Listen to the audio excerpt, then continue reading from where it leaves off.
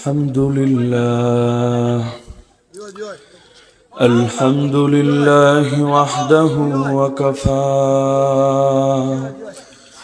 وسلام على عباده الذين اصطفى أما بعد فأعوذ بالله من الشيطان الرجيم بسم الله الرحمن الرحيم قد أفلح من تزكى وذكر اسم ربه فصلى وقال النبي صلى الله تعالى عليه وسلم خير جلسائكم من يذكركم الله رؤيته ويزيد في علمكم منطقه ويذكركم بالآخرة عمله آمنت بالله صدق الله العلي العظيم وبلغنا رسوله النبي الكريم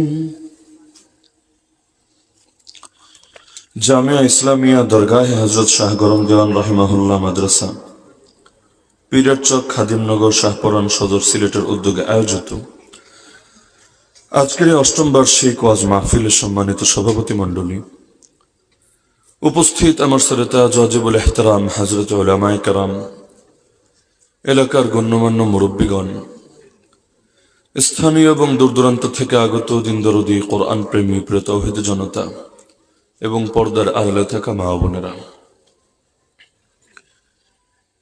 সেই দিন থেকে উলামায়ে কেরাম কোরআন ও সুন্নাহর আলোকে অত্যন্ত গুরুত্বপূর্ণ আলোচনা করছেন। আমার পরেও মধ্যরাত পর্যন্ত ধারাবাহিকভাবে আলোচনা করবেন। আল্লাহ তাআলা সকল হযরতের ইলমে, আমলে, হায়াতে, পরিবারে বরকত দান করুন। আমাদের সবাইকে তাদের উত্তম পরামর্শ ও দিক নির্দেশনার আলোকে নিজেদের জীবন ঢেলে সাজানোর তৌফিক দান করুন। মাদ্রাসার বয়স বেশি দিন হয়নি, মাহফিলও মাত্র অষ্টম মাহফিল। তবে এখানে এসে তো আসর পড়েছে। আসরের পর থেকে এই পর্যন্ত যতক্ষণ দেখলাম, হৃদয়ে এই অনুভূতি জাগলো, আলহামদুলিল্লাহ, আল্লাহ তাআলা অল্প সময়ে বেশ ভালো বরকত দিয়েছেন। দোয়া করি আল্লাহ তাআলা এই প্রতিষ্ঠানের উত্তরোত্তর উন্নতি দান করুন। এই প্রতিষ্ঠানকে পুরো এলাকার জন্য, পুরো অঞ্চলের জন্য হেদায়েতের মার্কাজ বানিয়ে দিন। তো অল্প সময়ে মৌলিক দু একটা বিষয়ের উপর সামান্য আলোকপাত করে আলোচনার ইতি টানবো ইনশাআল্লাহ। যে হাদিসটা আমি খুতবার মধ্যে পাঠ করেছি, আল্লাহ রাসূল সাল্লাল্লাহু আলাইহি ওয়াসাল্লাম এই হাদিসের মধ্যে আমাদেরকে একটা গুরুত্বপূর্ণ নির্দেশনা দিয়েছেন। জমিনের একটা মূলনীতি আমরা জানি এবং আমরা আমাদের ভাষায় এভাবেই বলি, সৎসঙ্গে স্বর্গবাস, অসৎসঙ্গে সর্বনাশ। তার মানে চুম্বক যেভাবে লোহা টানে, একইভাবে একজনের দিলও তুমুল আকর্ষণ নিয়ে আর একজনের দিলকে টানে। এখন ভালো দিলের কাছে যদি যায়, টানটা ভালোর দিকে গিয়ে পড়ে। খারাপ দিলের কাছে যদি যায়, টানটা খারাপ দিকে গিয়ে পড়ে। দুনিয়াতে যত দামি মোবাইল হোক না কেন, সাধারণভাবে যত মোবাইল আপনাদের পকেটে আছে না কেন, একবার চার্জ দিলেই কিয়ামত পর্যন্ত যায়, বিষয়টা এমন না। বরঞ্চ চার্জে যদি সারাদিন লাগিয়ে রাখেন তাহলে দেখবেন 100 উঠে আছে, 100-র নিচে আর নামে না, না 99 না 98, ব্যাটারি পারফরমেন্স স্বাভাবিক থাকলে। কিন্তু দেখা যাচ্ছে খুলে নিয়ে টেপা লাগবে না, এমনিও ফেলে দিলে নির্দিষ্ট সময় যাওয়ার পর ধীরে ধীরে ধীরে পার্সেন্টেজ খালি কমতেই থাকে। এক পর্যায়ে কমতে কমতে জিরোতে এসে মোবাইলে যায় বন্ধ হয়ে। এভাবেও দীর্ঘকাল ফেলে রেখে কখনো ব্যাটারিটাই যায় ড্যামেজ হয়ে, যেটা আর চালানোর উপযুক্তই থাকে না। আমাদের দিলগুলো এমন, ভালো পরিবেশে গেলে ওই ভালো পরিবেশটা আমাদের জন্য চার্জিং ডিভাইস হয়ে যায়। তখন অন্তরের মধ্যে বিভিন্ন ভালো ভালো চিন্তা, ভালো ভালো খেয়াল, নিজের জীবনের ভালো ভালো স্বপ্নগুলো অন্তরে আসতে থাকে।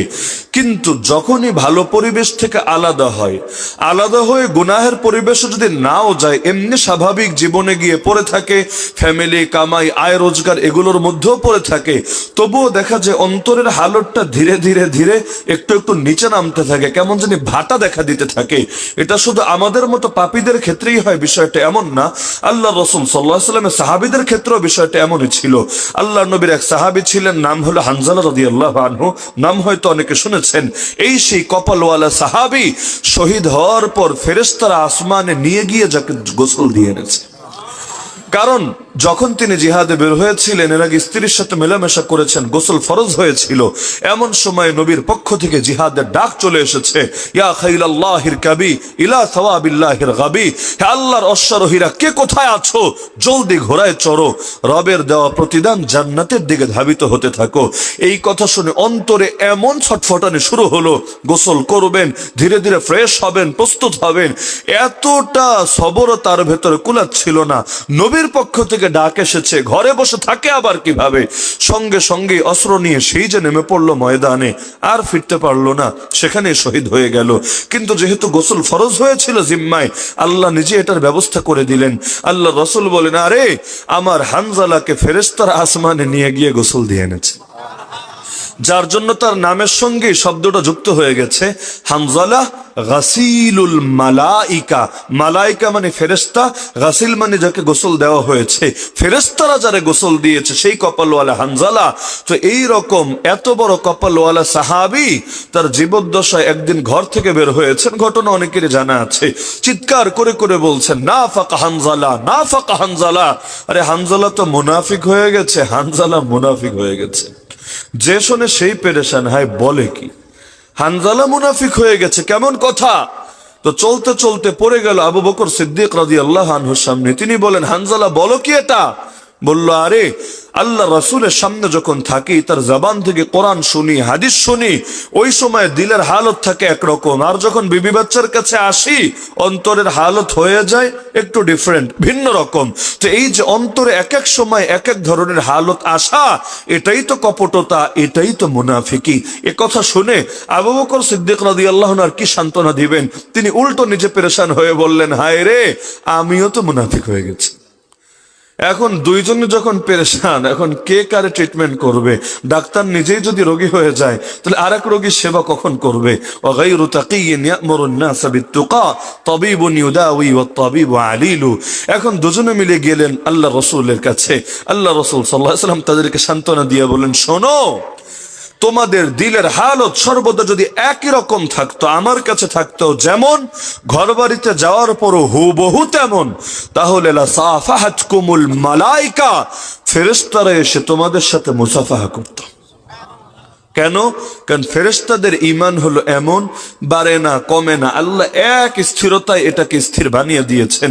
এখানে বাড়ারও কিছু নাই, কমারও কোনো কারণ নাই, না নফসের ধোঁকা, না শয়তানি ওয়াসওয়াসা, না জীবিকার চাহিদা, না পেটের টান, না যৌনতার টান, না স্ত্রী, না প্রেমিকা, কিচ্ছু লাগে না তাদের। না লাগে ভ্যালেন্টাইন্স ডে, আর না লাগে অন্য ডে, কোনো কিছু তাদের লাগে না, সবকিছুর ঊর্ধ্বে। তো তাদের ঈমান হার হালতে একরকমই থাকে।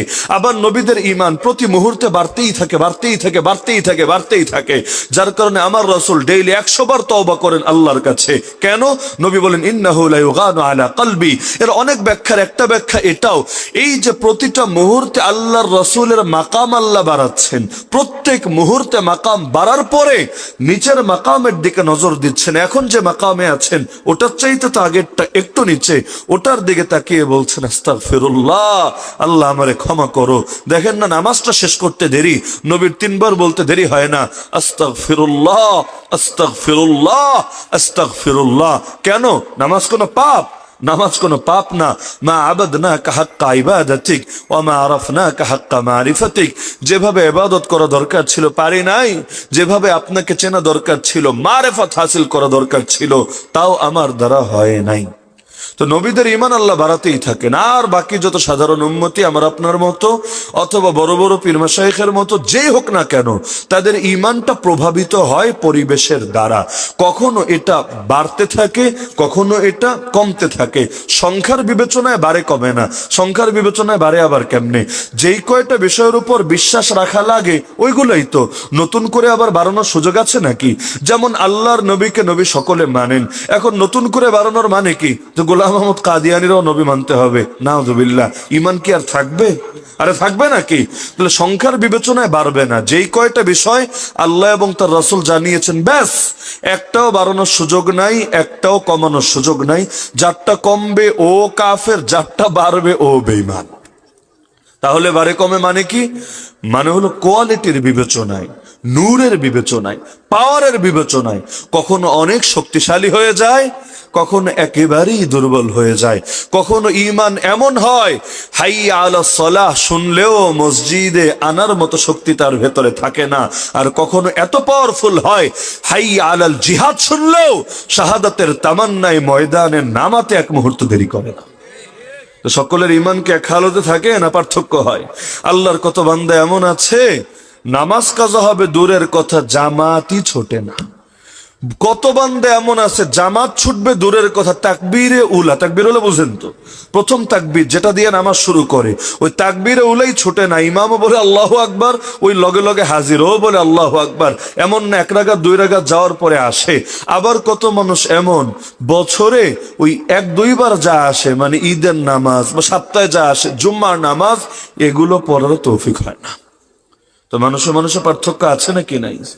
এই যে আপনারা 14 ফেব্রুয়ারি পড়ে আছেন কোরআনের মাহফিলে, আবার একই 14 ফেব্রুয়ারি কত নষ্টা ভ্রষ্টা পড়ে আছে শয়তানের টেবিলে। অথচ আপনিও পরিচয় দিচ্ছেন আমি মুসলমান, সেও পরিচয় দিচ্ছে আমি মুসলমান, কিন্তু দুই ঈমানের মধ্যে কতই না তফাৎ। কারো ঈমান তাকে এগিয়ে নিচ্ছে জান্নাতের দিকে, কারো ঈমান তাকে বাঁচাতে পারছে না জাহান্নাম থেকে। আল্লাহর রাসূল বলেন, যখন জিনাকার জিনা করে তখন সে মুমিন থাকে না, তার মানে কি বেঈমান হয়? তাও না। আব্দুল্লাহ বিন আব্বাস রাদিয়াল্লাহু আনহুমা ব্যাখ্যা দেন, ইয়াকুনু ফাওকা রাসিহি কাযুল্লা, ঈমানের নূরটা ভেতর থেকে বের হয়ে মাথার উপরে গিয়ে ছায়ার মতো অবস্থান করতে থাকে। আবার যখন পাপ শেষ করে বড় আশা নিয়ে ফিরে আসে, এবার বুঝে তওবা করবে, এবার বুঝে নিজেকে শুধরে ফেলবে, এভাবে আসা যাওয়া চলতেই থাকে। রাসূল বলেন, চোর যখন চুরি করে ভেতরে ঈমান থাকে না, ডাকাত যখন ডাকাতি করে ভেতরে ঈমান থাকে না।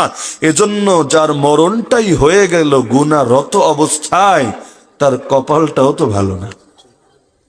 কারণ কে কখন মরবে গ্যারান্টি আছে? ওই বাস অথবা গাড়ি দেখবেন ধুমায় একেবারে এমন লাউড স্পিকারে গান বাজাতে বাজাতে চালাতে থাকে, ভাব এমন আজরাইল ওদের কাছে যাবে না। কিন্তু ওই রকম গান চলারত অবস্থায়, ডান্স করা অবস্থায় মরে নাকি মরে না? মরে নাকি মরে না? এমন ভাবে উদ্ধত্তের সাথে এগুলো করতে থাকে। মাত্র 3-4 দিন আগে, বা আরো একটু বেশি হবে, হয়তো 5-6 দিন আগে, ব্রাহ্মণবাড়িয়া বিশ্ব রোড তো আপনারা চেনার কথা, ঢাকা সিলেট যাতায়াত করলে ওখানে আমরা জ্যামের মধ্যে আটকা, দেখা যাচ্ছে একটা বাসের মধ্যে, শিক্ষা সফরের বাস, কোনো কলেজের বা ভার্সিটির হবে, ছেলে মেয়ে একেবারে জোর আওয়াজে গান বাজিয়ে মাইক দিয়ে একেবারে নাচছে, পুরো ডান্স চলছে ভেতরে। পাশ থেকে এক পিকআপের ড্রাইভার মনে হয় তাদেরকে কিছু মন্তব্য করেছে। এখন ছেলে মেয়ে সব মানে জানালা খুলে ওরে ঘুষি দিবে, ওরে চর দিবে, এইরকম এক আজীব পরিবেশ তৈরি হয়ে গেছে। তো এখন এই লোকগুলো যদি আল্লাহ না করুক এই অবস্থায় মরে যায়, কপালের হালত কি হবে? যার মরণ যেভাবে তার হাসরও তো সেভাবে। যেমন শহীদ দুনিয়াতে মরছে, গা থেকে রক্ত ঝরছে, নবী জানিয়েছেন কিয়ামতের দিনে যখন উঠবে গা থেকে দর দর করে রক্ত প্রবাহিত হতে থাকবে। আল্লাহ রাসূল বলেন, রক্তের রং তো দুনিয়ার রক্তের মতোই হবে, তবে ঘ্রাণ বের হবে মেশকে আম্বরের মতো।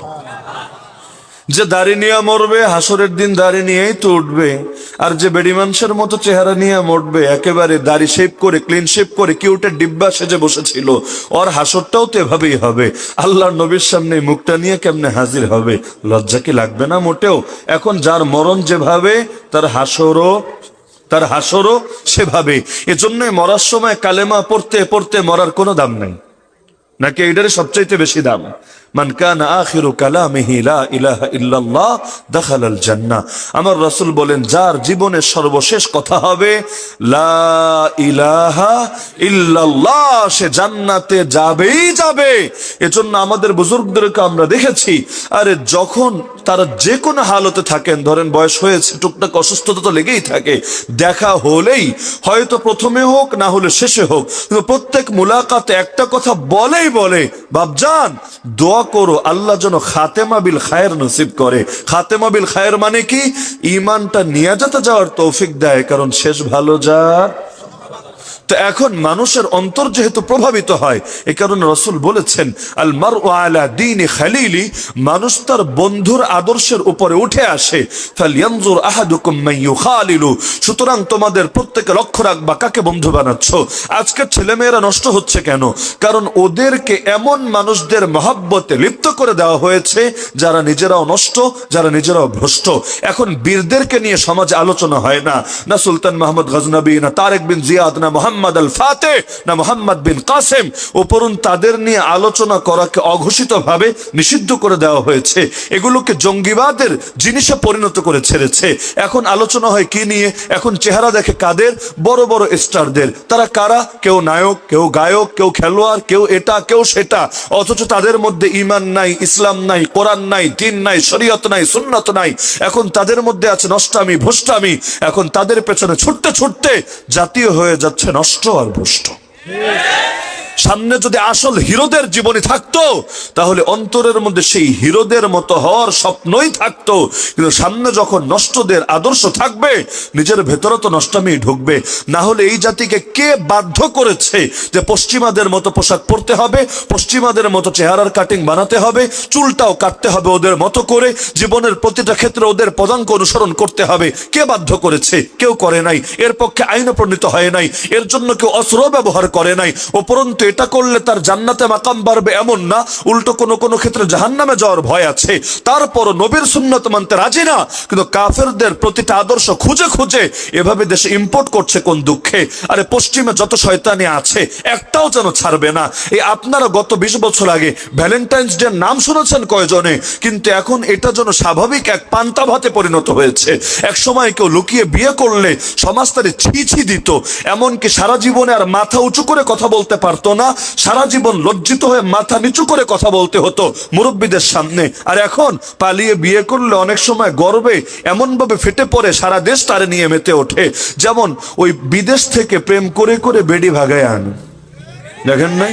প্রেমের টানে মার্কিনী তরুণী যখন বাংলাদেশে, ইন্দোনেশিয়ান তরুণী যখন বাংলাদেশে, কানাডিয়ান তরুণী যখন বাংলাদেশে, এখন গর্বের সাথে মিডিয়া ফলো করে প্রচার করে। তার মানে কি জানি একটা কাম কইরা ফেলেছে। আরে ও তো কামাল কর দিয়া, এইরকম একটা ভাব সবার মধ্যে এসে হাজির হয়েছে। এখন একজনকে দেখে 10 জন শেখে, এটাই নিয়ম। এখনো চিন্তা করে, আরে ওরে নিয়ে যদি রিপোর্ট হতে পারে তাহলে আমারে নিয়ে হবে না কেন? ভাইরাল কি ওর একা হবে? আমি হব না কেন? ভাইরালের ভাইরাস তো মারাত্মক ভাইরাস, এর চাইতে বড় ভাইরাস হয় না। আর এটার অ্যান্টিভাইরাসও দুনিয়াতে বেশি একটা খুঁজে পাওয়া যায় না। এখন এই ভাইরাস একবার যার ভেতরে ঢোকে, সেভাবে আমারও তো ফেসবুক আছে, মেসেঞ্জার আছে, ইমো আছে, বিগো আছে, এই আছে, সেই আছে। আমিও একটু চেষ্টা করে দেখি না? একবার না পারিলে দেখো শতবার, যেখানে দেখো ছাই ওরাই দেখো তাই, পাইলেও পাইতে পারো অমূল্য রতন। এখন এই ফাইজলামি শুরু হয়ে গেছে। আরে মানুষ কি ধিক্কার দিবে? 10 গ্রামের লোক দেখতে আসে যে কেন, আরে এমন একটা মেয়েরে বিয়ে করেছে, এইটা তো বিশাল বড় ভাগ্যের ব্যাপার। ভাবটা এখন যে হারে শুরু হয়েছে, মনে হয় সেদিন বেশি দূরে না, দুনিয়ার সব দেশের বেডি খালি হয়ে যাবে, সব বাংলাদেশে এনে হাজির করবে। কারণ একজনকে দেখে আরেকজন উৎসাহিত হচ্ছে, ভাবেই চলছে। মাঝখানে টিভিতে রিপোর্ট করলো এক লোকরে নিয়ে যে 6টা বিয়ে করেছে। খুব ভালো কাজ করছে নাকি? খুব ভালো কাজ করেছে, কিন্তু খুব গর্বের সাথে রিপোর্ট করলো খুব সুখে আছে, শান্তিতে আছে। 6 বউ মিলে একসাথে খুব জীবনটাকে এনজয় করছে, একসাথে রান্না বান্না করে, একসাথে খাবার বেড়ে দেয়, কাঁথাটা পর্যন্ত একসাথে সেলাই করে। এটা দেখলে কার ভেতরে ভালো না লাগবে? 2টা কইরেই তো মানুষের আর চুল থাকে না মাথায়, মাথাটা টাক হয়ে যায়, সেখানে 6টা নিয়ে মহাসুখে আছে। আরেকজন দেখে ভাবলো আমি পিছিয়ে থাকবো কেন, 8টা সেরে ফেলেছে। সমাজে নষ্টামিরে প্রমোট দিলে পরিণতি এটাই হয়, কারণ যার সামনে যা থাকে সে সেটাই অনুসরণ করতে ভালোবাসে। মানুষ মুখের কথায় কম শেখে, কাজ দেখে বেশি শেখে। আপনাদের যাদের বাসায় বাচ্চা আছে, আপনারা আজকে গিয়ে চেক করে দেখেন, বাচ্চাদেরকে যতই নীতি কথা শোনান না কেন, দেখবেন মুখের কথায় সে কমই প্রভাবিত হয়। নিজে আমল জারি করেন, আপনাকে দেখে দেখেই প্রভাবিত হয়ে যায়। বাচ্চারা নামাজি বানাতে চান, আরে বাসায় গিয়ে জায়নামাজ বিছিয়ে নামাজ পড়া শুরু করেন। একেবারে ট্যাবলেট ক্যাপসুল যেগুলো আছে, 2 বছর 3 বছরের বাচ্চা, ওরাও দেখবেন আপনার পাশে এসে জায়নামাজে দাঁড়িয়ে গেছে। নামাজ ঠিকভাবে পড়তে পারুক বা না পারুক, অন্তত সেজদায় গেলে পিঠের উপরে তো উঠে বসতে পারবে। এমনকি যেই নারীরা পর্দা করে, তাদের ছোট ছোট মেয়ে, বয়স যাদের 4, 5, বলা লাগে না, তারাও আলহামদুলিল্লাহ পর্দা শুরু করে দেয়। বাইরে যাওয়ার সময় হিজাব ছাড়া, বোরকা ছাড়া বেরই করা যায় না, কোনো পরপুরুষের কোলে পর্যন্ত যায় না। কেমন হয় নাকি হয় না? তাহলে দেখে দেখে শিখছে নাকি শিখছে না? আবার বাপমা বৈশা টিভি দেখুক, বাচ্চাও টিভি দেখবে। বাপমা একজন আরেকজনের গালি দেয়, কাঁচা বাংলায় গালি। ওই পিচ্ছি পোলাও দেখবেন গালি গালাজে শুরু করে দিয়েছে। এমন পিচ্ছি আছে, আর নাক দিয়ে এখনো জিনিস পরে, কিন্তু কোমর দুলিয়ে দুলিয়ে গান শুনলে নাচতে শুরু করে দেয়। ওরে নাচটাকে শিখিয়েছে, অথচ দোয়া একটা পারে না, কালেমা পারে না, আল্লাহরে ডাকে না, কিন্তু গানের তালে তালে খুব নাচা নাচতে পারে। আবার এগুলো নিয়ে প্রতিযোগিতাও হয় সমাজে, কে ভালো নাচতে পারে, কে ভালো গাইতে পারে, এদেরকে ক্রেস্ট দেওয়া হয়, উপহার দেওয়া হয়। মানে তোরা তো আল্লাহর গজবটারে কেমনে তাড়াতাড়ি আনা যায় এজন্য অবদান রাখছিস, আয় তোদেরকে কোলে তুইলা এবার চুমু দিই। অবস্থাটা এরকম না? নাহলে পাপের কাজে আবার উৎসাহ দেয় কিভাবে? পাপের কাজ করা যেমন পাপ, পাপের কাজে উৎসাহ দেওয়া সমান পাপ। সুদ খেলেও গুনাহ, সুদ দিলেও গুনাহ, গীবত করলেও গুনাহ, গীবত শুনলেও গুনাহ। কোরআন বলছে সূরা মাইদা আয়াত নম্বর 2, ওয়ালা তাআওয়ানু আলাল ইসমি ওয়াল উদওয়ান, তোমরা গুনাহের কাজে আর সীমালঙ্ঘন মানে জুলুমের ব্যাপারে খবরদার কেউ কারো সহযোগী হবে না। যে জুলুম করে ও যেমন মরে, যারা জুলুমে সহযোগী হয় ওরাও একই পরিণতির শিকার হয়। এজন্য অস্তিত্ব রক্ষা করতে চাইলে জুলুমের বিরুদ্ধে প্রতিবাদ করা লাগে। কোরআন বলছে আমি আল্লাহ যখন কোন জাতিকে ধ্বংস করতে চাই, আল্লাহ হেফাজত করুক আমাদেরকে, ওয়াইদা আরাদনা আন নুহলিকা কাররিয়া আমারনা মুতরাফিহা, আমি সেই জাতির নেতা যারা, সরকার যারা, প্রশাসন যারা, এলিট যারা, আমি ওদেরকে আদেশ দেই ফাফাসাকু ফিহা, ওরা তখন পাপে জড়িয়ে পড়ে, ফাহাক্কা আলাইহাল কওল, ওদের পাপের কারণে আর জাতির নীরবতার কারণে গোটা জাতির উপর আযাব আর গজব অবধারিত হয়ে যায়। ফাদাম্মারনাহা তাদমীরা, তখন আমি আল্লাহ গোটা জাতিকে, গোটা দেশকে, গোটা জনপদকে বরবাদ করে দেই। মিল পাওয়া যাচ্ছে তো বর্তমান সময়ের সাথে? এখন আপনি দ্বীনের কাজ করতে যান, দেখবেন বাধার বাধার বাধা। পাপের কাজ করতে যান, সুবিধার সুবিধার সুবিধা। কোরআনের মাহফিল করবেন, দেখবেন কত লাইনের পেরেশানি। কনসার্টের আয়োজন করবেন, দেখবেন গোটা দুনিয়াটাই তো পানির মতো সোজা। যে যত বেশি ভালো থাকতে চায়, সমাজ তার সাথে তত বেশি নিকৃষ্ট আচরণ করে। চাকরি করবেন, উপরেও সব সুদখোর, নিচেও সব সুদখোর। আরে উপরেও সব ঘুষখোর, নিচেও সব ঘুষখোর। মাঝখানে আপনিও বসে সুদ ঘুষ খান, শান্তিতে থাকবেন, কেউ প্যারা দিবে না। কিন্তু নিজে একটু ভালো থাকতে চান, দেখবেন উপরে আর নিচ দিয়া চাপ মাইরে আপনার আলু ভর্তা বানিয়ে দিতে যাচ্ছে। কখনো জানের হুমকি, কখনো ফ্যামিলির হুমকি, কখনো আপনার চাকরির হুমকি। এগুলো চলছে নাকি চলছে না? তো এখন এই হালতটা কখন হয়? আল্লাহ বলেন যখন কোন জাতিকে আমি গজব দিয়ে বরবাদ করতে চাই। তো অথচ এখন দেখা যাচ্ছে দ্বীনের কাজে আমরা নেতাদের পাশে না পেলেও শয়তানি কাজে নিজেরাই নেচে নেচে সামনে এসে হাজির থাকে। না হলে আমাকে বলেন, আজকে যে বিশ্ব বেহায়া দিবস পালিত হলো, বাংলাদেশের আপামর জনসাধারণ অধিকাংশের পক্ষে না বিপক্ষে? বিপক্ষে, এটাই বাস্তবতা। অধিকাংশ বাঙালি এই নিকৃষ্ট অসভ্যতার বিপক্ষে। তারপরে এরা করতে পারছে কিভাবে? তার মানে যাদের হাতে পাওয়ার, এটাই বাস্তবতা। আপনি কোন দল করেন না করেন এটা আমার দেখানোর দরকার নাই, কিন্তু বাস্তবতার সাথে একমত হতে হবে। আত্মসমালোচনা না করলে সমস্যা দূর হবে কিভাবে? আগে তো রোগ চিহ্নিত হবে, তারপর না ওষুধ কি খাওয়া যায় সেটা দেখতে হবে। তাহলে আজকে এই নষ্টামিগুলো দেশে ছড়াচ্ছে কিভাবে? আরে প্রত্যেক বছর শয়তানির হার বাড়ছে। আপনি গত 10 বছরের রিপোর্ট দেখেন বাংলাদেশে, দেখবেন প্রত্যেক বছর গর্ভপাতের হার আগের বছরের চাইতে বেড়েছে, এবং প্রত্যেক বছর বিবাহিত মেয়েরা যেই হারে গর্ভপাত ঘটাচ্ছে, অবিবাহিত মেয়েরা এর চাইতে কয়েক গুণ বেশি ঘটাচ্ছে।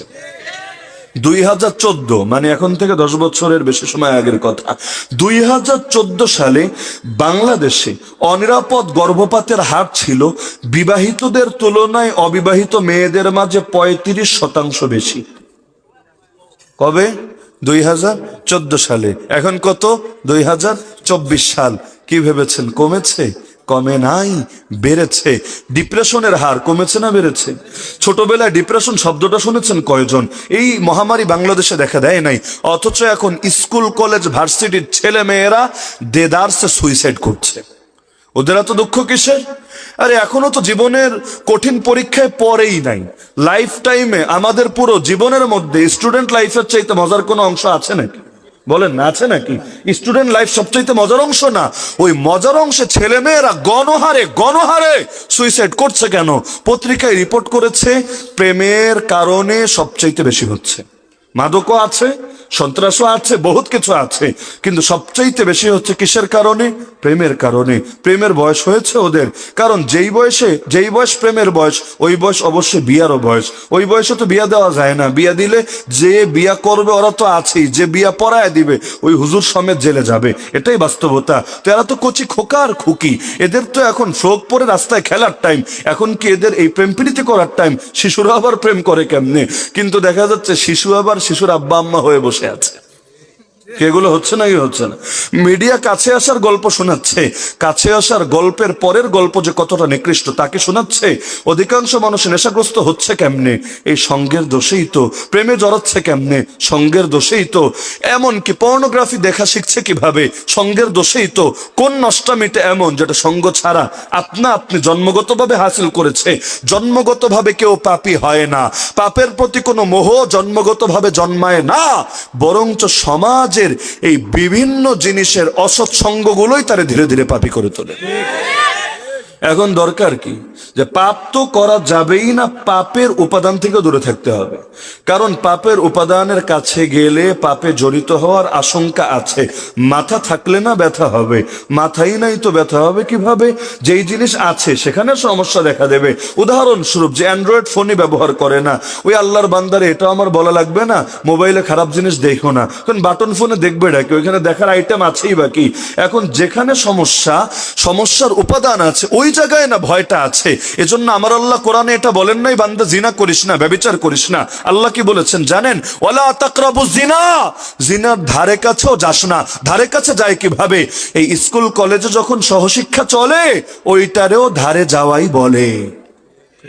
এক পাশে ছেলে আর এক পাশে মেয়ে, আর শয়তান বাবাজি তো বসেই থাকে মেহনত করার জন্য। এক ছেলে আর এক মেয়ে যদি কোথাও একান্ত হয়, অনলাইনে হোক অফলাইনে হোক, মেসেঞ্জারে হোক হোয়াটসঅ্যাপে হোক আর বাস্তবিক জীবনের মধ্যে হোক না কেন, তারা দুজন থাকে না, তৃতীয় একজন চলে আসে ইনভাইট করা ছাড়াই। তার লগে কন্ট্যাক্ট করা লাগে না, হেলিকপ্টার পাঠানো লাগে না, কিচ্ছু লাগে না। সেই প্রধান মেহমানের নাম কি? মহামান্য শয়তান মহোদয়। সেই মহামান্য শয়তান মহোদয় আপনি চলে এসে উভয়ের উপরে মেহনত করতে থাকে। এজন্য দেখবেন হালালটারে ধীরে ধীরে বেশিয়ে তোলে আর হারামটারে ধীরে ধীরে অন্তরে ঢুকাতে থাকে। আরে ঘরের বউ যত সুন্দরী হোক, অনেকের রোগ এমন, বলে হুজুর আগে তো খুব ভাল লাগতো কিন্তু এখন কেমন পানসে লাগে। शादी करना शौक है, चंद रोजे का रौक है, फिर गले में तौक है, शादी मकुन शादी मकुन शादी मकुन। শুরুতে তো খুব ভালো লাগতো, এখন লাগে না। তো কারে ভালো লাগে? রাস্তা দিয়ে যেই হেঁটে যায় তারই তো হুরপুরির মতো লাগে। কেমন রোগ আছে নাকি নাই? আছে নাকি নাই? তো হারামের মজা অন্তরে ঢুকিয়েছে আর তিক্ত একটা বাস্তবতা মাথায় গেঁথে রাখেন। আমি বড় চিন্তিত করি ওই সমস্ত বেহায়া দম্পতিদেরকে নিয়ে যারা একসঙ্গে বসে বসে টিভি দেখে, সিনেমা দেখে, নাটক দেখে। আচ্ছা, মহিলার কি একবার মনে পড়ে না এই যে স্বামীটা সুন্দরী সুন্দরী মেয়েদেরকে দেখছে, বাস্তবে সুন্দর হোক আর ময়দা মাখা ওই আর্টিফিশিয়াল সুন্দরী হোক, যেমনই হোক না কেন, এখন এই যে দেখছে, আবার স্বামীরও কি মনে হয় না এই যে হ্যান্ডসাম বাস্তবে হ্যান্ডসাম হোক আর এডিটার বরকতে হ্যান্ডসাম হোক, এই যে এদেরকে বডি বিল্ডার সিক্স প্যাকদেরকে দেখছে, তো এই রকম সুন্দর দেখতে দেখতে ধীরে ধীরে তার প্রতি আকর্ষণ কমে যাবে। এটাই তো বাস্তবতা। যারা নজরের হেফাজত করতে পারে না তারা দাম্পত্য জীবনের মহাব্বত কখনোই ধরে রাখতে পারে না। সংসার করা লাগে একটা জাস্ট ফর্মালিটি মেনটেন করা, সামাজিকতা রক্ষা করা। সমাজ বলতে একটা ব্যাপার আছে, আলাদা হলে বদনাম হবে, বাচ্চা কাচ্চার কি হবে, ওদের লাইফ আছে, ইত্যাদি ইত্যাদি। তো দিলের আকর্ষণ থাকে না, থাকবে কিভাবে? আরে আমি খাই পান্তা ভাত কিন্তু আমি সারাদিন দেখি খালি বিরিয়ানি আর বিরিয়ানি, আমার পকেটে নেই 100 টাকা, চাকরি করি ব্যাংকে, সারাদিন গুনি কোটি কোটি টাকা, তাহলে আমার কাছে যেটা আছে এটার প্রতি আকর্ষণ কিন্তু কমবে।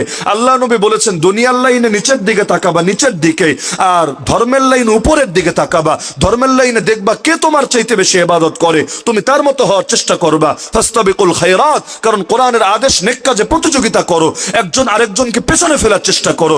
কিন্তু দুনিয়ার লাইনে নিচের লোকের দিকে তাকাবা, তাহলে দিল থেকে শুকরিয়া বের হবে।